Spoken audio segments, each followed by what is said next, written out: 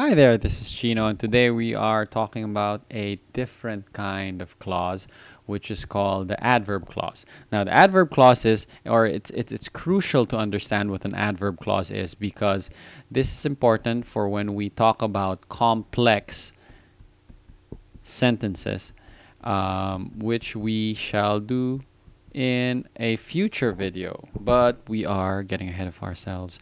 And let's take a look first at the definition of an adverb clause. Now, an adverb clause is a dependent clause, okay? And again, a dependent clause is a clause that needs to latch on to a core sentence or an independent clause.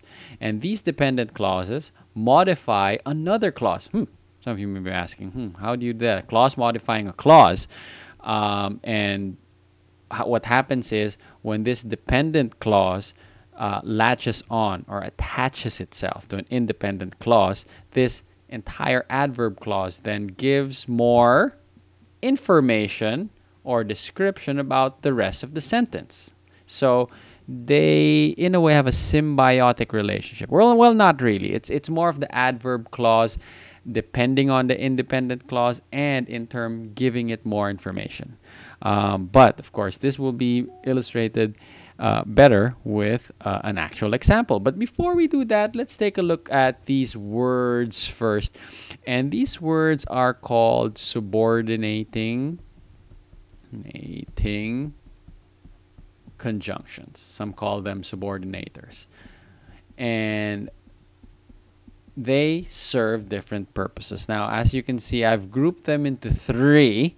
And the first group, after, as, before, when, while, until, these subordinators actually appear at the beginning of each adverb clause. In fact, it's pretty easy to spot these adverb clauses because they have these words right at the beginning. They have these subordinators right at the beginning.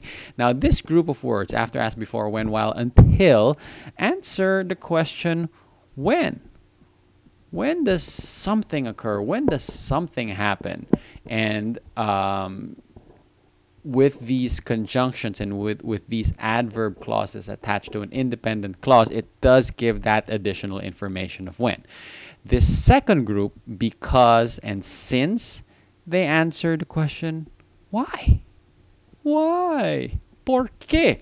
So, again, these clauses attach themselves to an independent clause and give that additional information of why. And although if answers the question under what condition, okay, does something happen? Okay, now again, these would be better illustrated with some examples, and we will start with this one by Walter Lord. Now, this is from his non-fiction account of the sinking of the Titanic entitled A Night to Remember. As the iceberg brushed by, chunks of ice fell into the cabin. So I'm imagining, again, the Titanic. This is my awful illustration of it, just in the seas right there.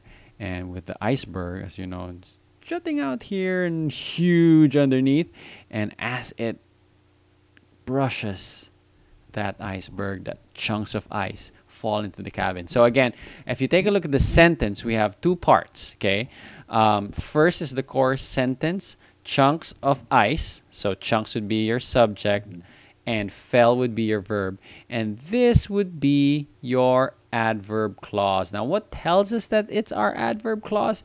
It's the presence of this subordinator as. Now, it's a clause because you have a subject, iceberg, brushed, a verb. So it's a group of words with both a subject and a verb. Now, what's the purpose of this adverb clause? Now, this adverb clause actually modifies this second clause right here, or the independent clause. Now, I will go back one slide and take a look at this group here, as, and it answers the question when. So, if we go back, this adverb clause here answers the question when. Okay? When did chunks of ice fall into the cabin? When, or as, the iceberg brushed by. So, in effect, this adverb clause modifies this second clause, like the definition said. Let's take a look at another example. While he scrubbed the sidewalk, I stood there, throwing the ball at the apartment building that faced the street. So, to locate the core sentence, I, subject, stood, verb. That's pretty easy. Now, your adverb clause would be this right here. While he scrubbed the sidewalk, while being your subordinator right here. Okay? And as you can see, so this adverb clause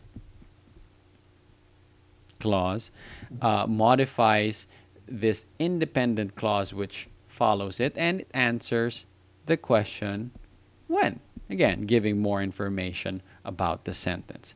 Now let's take a look at another one. Though it was blind, I couldn't kill it, and yet I knew it would have a hard time to live.